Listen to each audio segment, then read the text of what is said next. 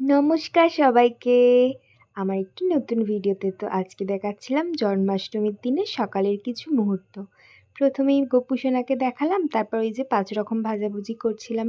অনেক কিছু রান্না ছিল, আবার এদিকে সাজানো গোছানোও ছিল। যাদের গোপাল পুজো হয় তারা তো জানে এই দিন কত কাজ থাকে।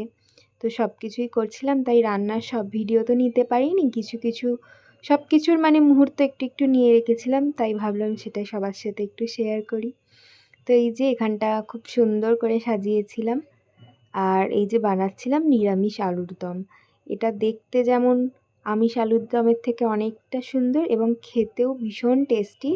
আমি একদিন এটার রেসিপি দেখাবো। এটা লুচি, পরোটা, পোলাও সবের সাথে দারুণ লাগবে। তারপরে এই যে আমার রাধা মাধব আর গোপু সোনা একটু ছাদে গিয়ে ছবি তুলে নিচ্ছিলাম। তারপরে এখানে পুজো শুরু হয়ে গিয়েছিল। অনেক কিছু রান্না হয়েছিল, খিচুড়ি, পায়েস, ভাজা পিঠে, তালের বড়া, তালের লুচি, তাল ক্ষীর, আরও অনেক কিছু। তো পরের বছর ইচ্ছে আছে সব কিছু দেখানোর চেষ্টা করব। তো এই যে আমার ভিডিও এটা জন্মাষ্টমীর দিনে, সবাই প্রণাম করে নিও। আর ভিডিওটি ভালো লাগলে লাইক করে আমার চ্যানেলটিকে সাবস্ক্রাইব করে দিও।